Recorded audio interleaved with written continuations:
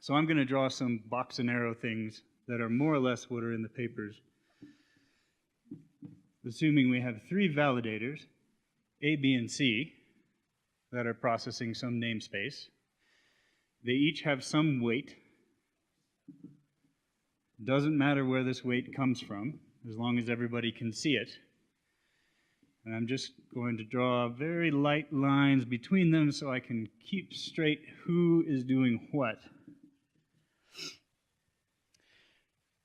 Going upwards from the bottom, we have the height of the chain, which at the beginning of height is just the Genesis block. That's the simplest way I understand it. Apparently that's not even required, but it does tie the picture together for me. At height 1, some validator or some set of validators propose blocks. So A proposes this block, C proposes this block. Now we fight. And the way we fight is we add up the weights of the validate. I will get there. I don't know that it's. Do I have to do that now? No. Previous block, I do. Yes. The proposal is this block's previous block was this one, and the other proposal was this block's previous block was this one.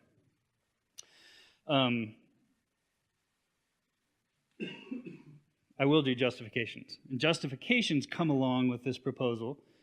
Justifications are simply the set of blocks that each proposer has seen ever.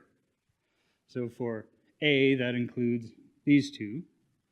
For C, that includes these two. Then we fight, right? I hope we get to fight. And fighting is simply finding the chain with the heaviest, the most weight behind it. And at this low height, it's pretty simple to compute. You take all of the sum of the weights of the validators that have blocks in this chain. That's 3 for this one and 4 for this one. And I think that's it, right? Everybody more or less agrees at this point. This is the heavier chain. Yay! So now we're on the next height, height 2, and B proposes a block, and everybody thinks about what, and says, oh, this block's parent is this one. Giving as evidence, I guess that can that be right? If the only thing he's seen is this one, I think he can do that, right? His B's justification, these 3 blocks, and they decide which is the heaviest one. That's 3 plus 5, bigger than 4 is the other option. No, there's no other option. It's just this one. Just B at this point, B's block. So this one is now the longest one. Huh? I don't think that's finality. That's just the current biggest one. Yeah, so it's no longer this one. Next block height, we get 2 more. B does another one. C does another one. He's somewhere.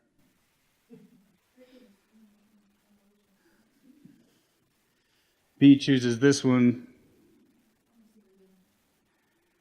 C can change her mind and pick that one, right? The justifications for this one were everything that was seen, which is at least this here. It can't include that one. Once it has seen that block, yeah, it includes it in its justification. Actually, I guess it still says this is the heaviest observed subtree, so that's the one. B could have seen it later, maybe, I suppose. But I think this is not correct. Okay. So there's a problem here because if anyone else includes that as a justification somewhere, then they'll see that C has been included. Includes what? He hasn't included the. So C can say, this is in my justification, and any previous is also in the justification. So C says, given what I know here, I have to choose this one. Yeah. Exactly.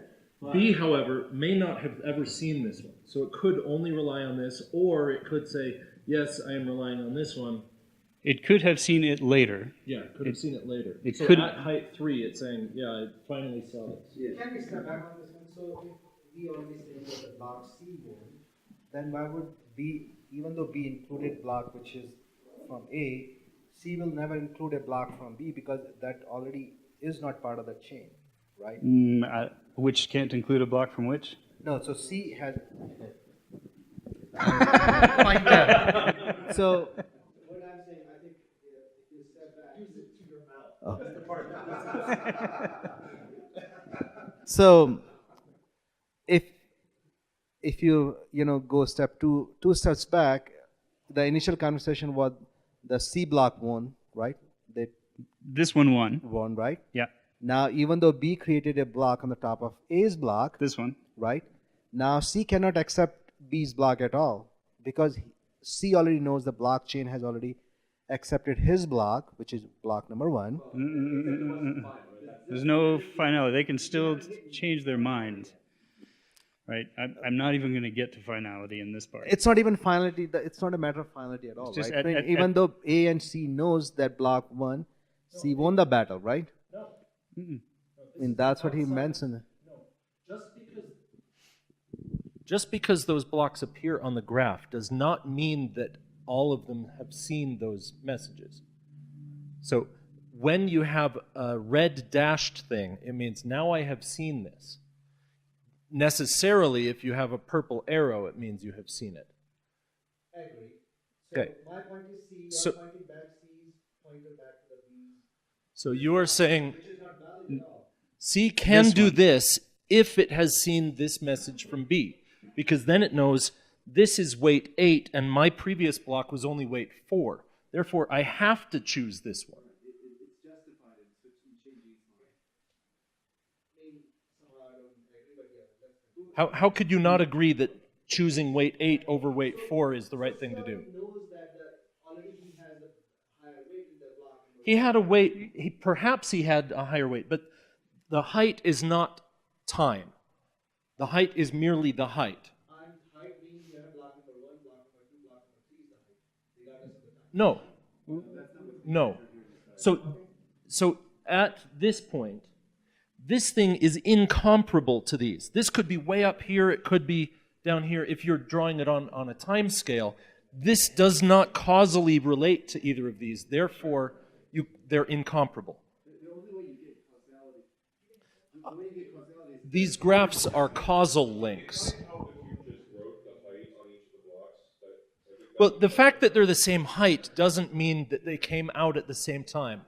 Height, what we're concerned with is causal relations. Yeah. So this thing, it has to know about the block it issued before here because it comes at a later height. Yeah, so there This has is to. causally related to this. Yeah, and in fact, that's what I was But- saying.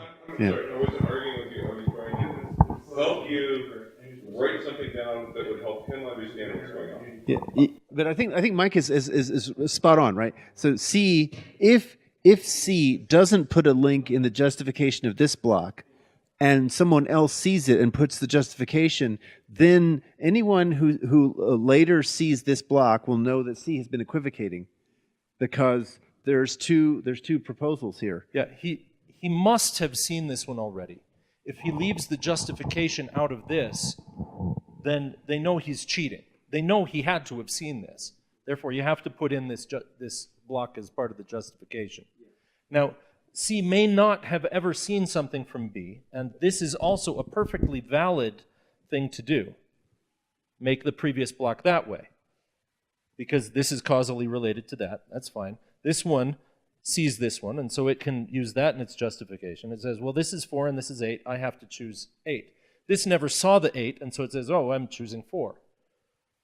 I think the thing that helped me yesterday in the conversation about Casper at the end of the day was each node has their view of the blockchain. There isn't one blockchain in essence, right? Yeah. Each node is like, C doesn't see A's blockchain except if that particular block, was transmitted over to C, and then C sees a portion of A's blockchain. But each node has their view of the blockchain.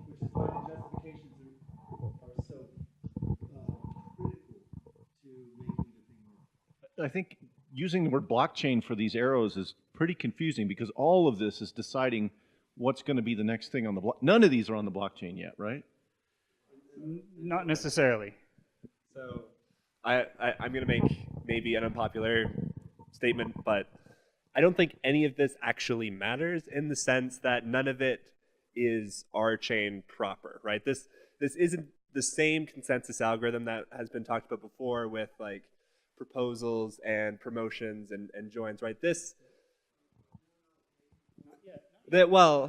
So what I'm saying is that this is a stripped down, simplified example of a framework which Vlad has put together, and the framework is composable with the proposition, but this is not composable with the proposition directly. The framework is. So this is a nice example illustrating that the framework can do something non-trivial, but I don't necessarily think that understanding this example in all of its detail is super productive.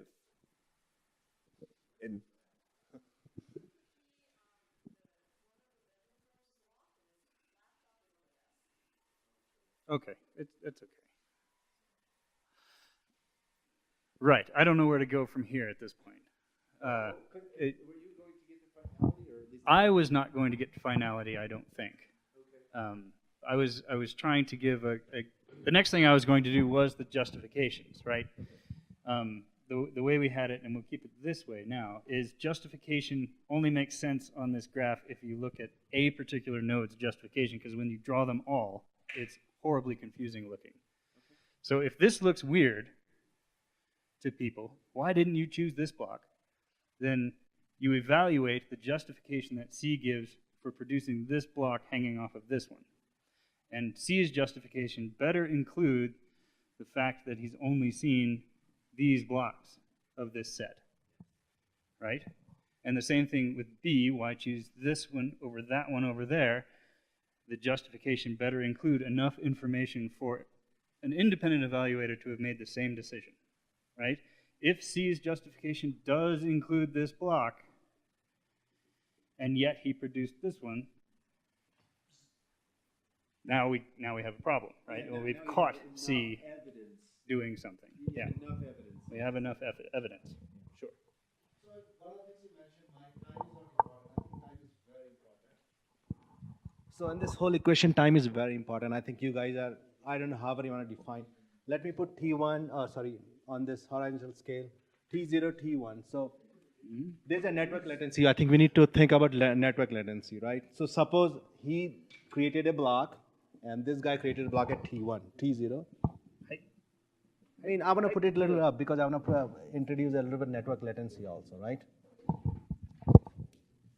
So A created a block at T0, and C created a block B1 at T2 time frame, T1 time frame, right? So there is a network latency.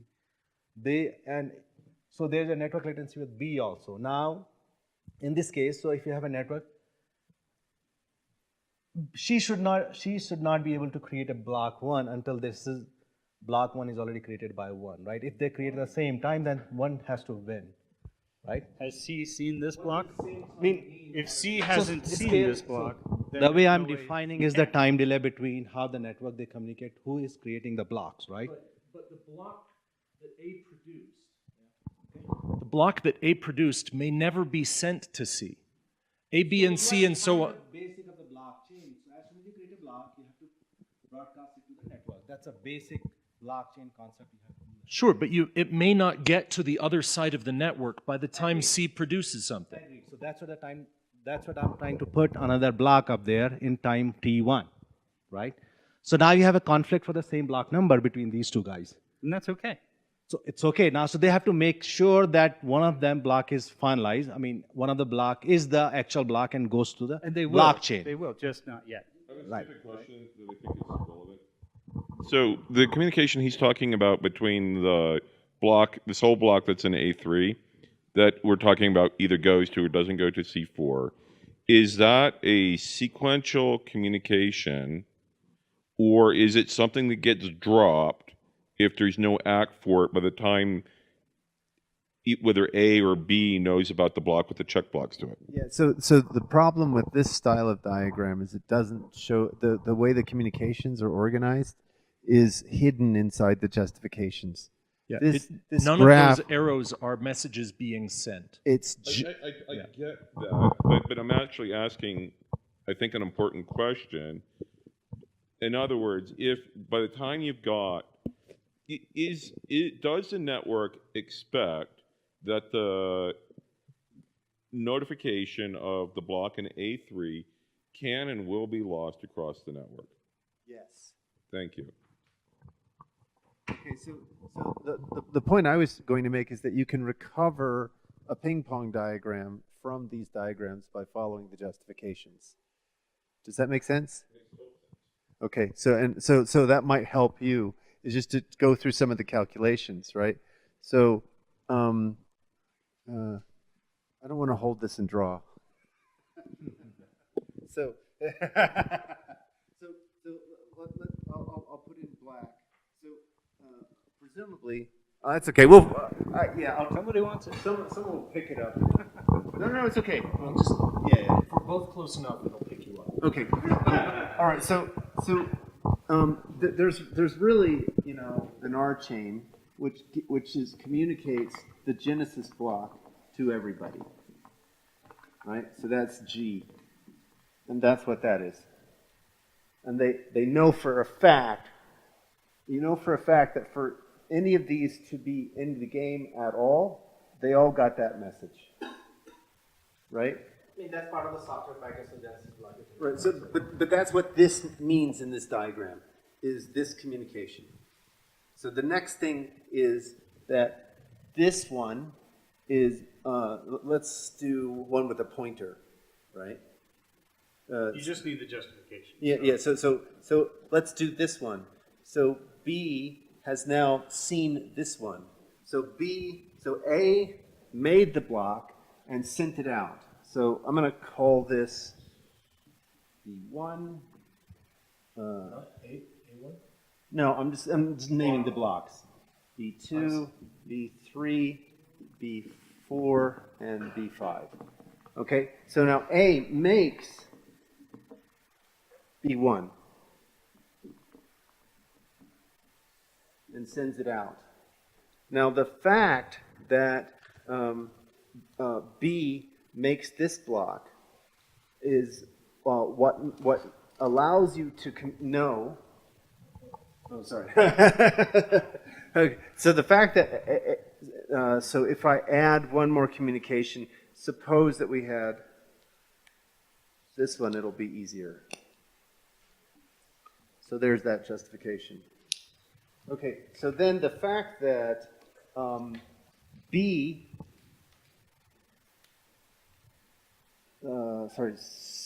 the fact that C proposes this block, right? So C proposes B5 is what allows you to conclude that B received this message here.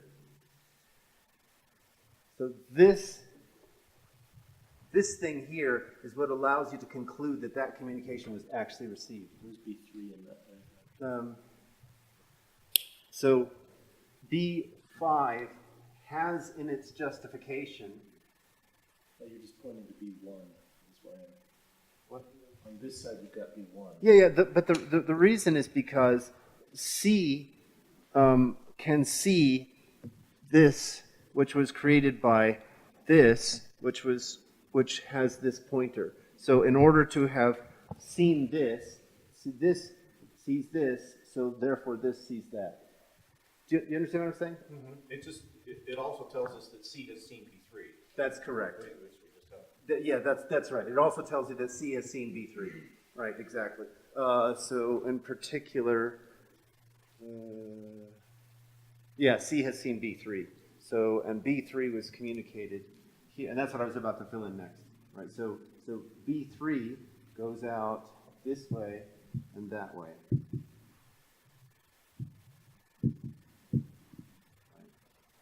So this sees this, that's part of the justification, and that is what allows us to, and because that's seen, that's what allows us to conclude that B1 saw this one.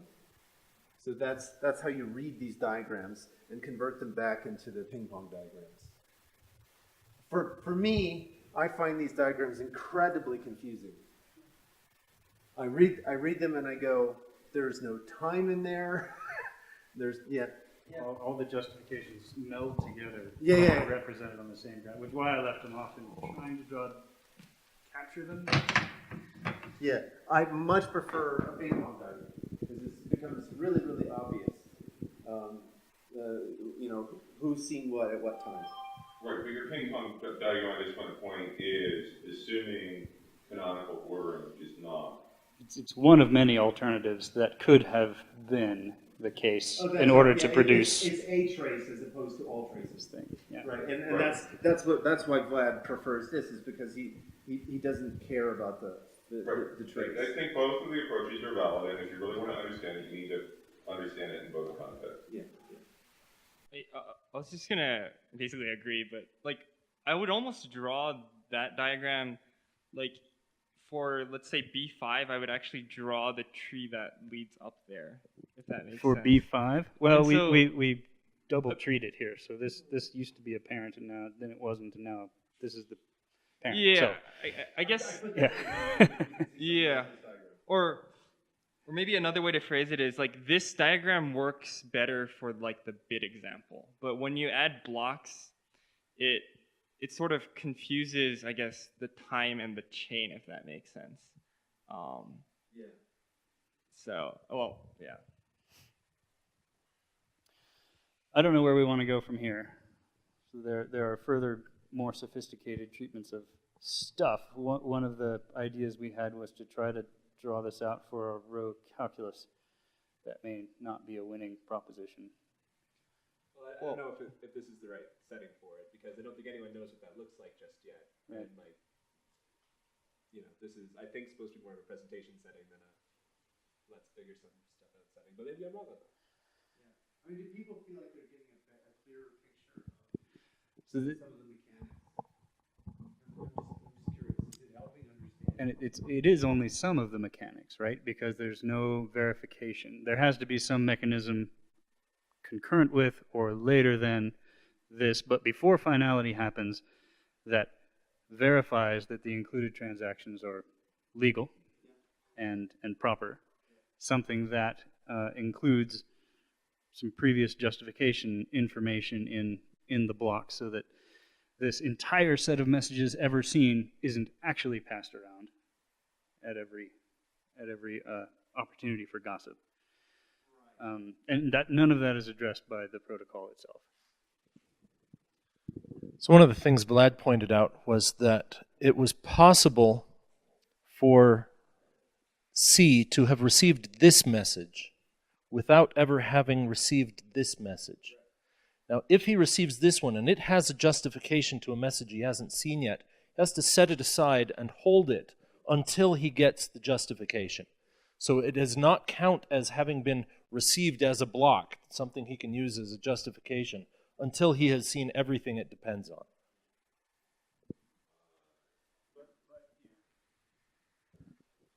You would then want the protocol to say, like, you mentioned this, I don't have it. Can you send it to me? So that like maybe there's a bad link between A and C, but if B's got it, like.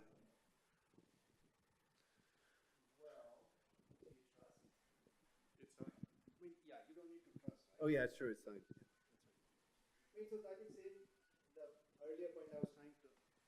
The earlier point I was trying to make is the synchronization between all these different blocks, right? I mean, justification is there or not. I think at this moment it's important, but to make these blocks synchronized and everybody on the chain agrees on the block sequence, I think matters a lot, right? But I mean, Greg, to your point, in vertical, I see totally your drawn time from T0 going down towards Tn, right? I mean, is that the correct statement or not? Yes, on your. So in this diagram also, we are definitely including a factor of synchronizing between different nodes on a block, right? So same goes with the B, C, and A also. I mean, which block you pick up for your processing for the next time, I think that's where justification can come into picture, right? That's a fact that once. So I wouldn't talk about the trust part at this moment. I would just consider a simple gossip between different nodes, and they're getting the updated node at a regular interval. That's one condition. Second is that there is a delay between a particular node is getting the rest of the block's height. So I think.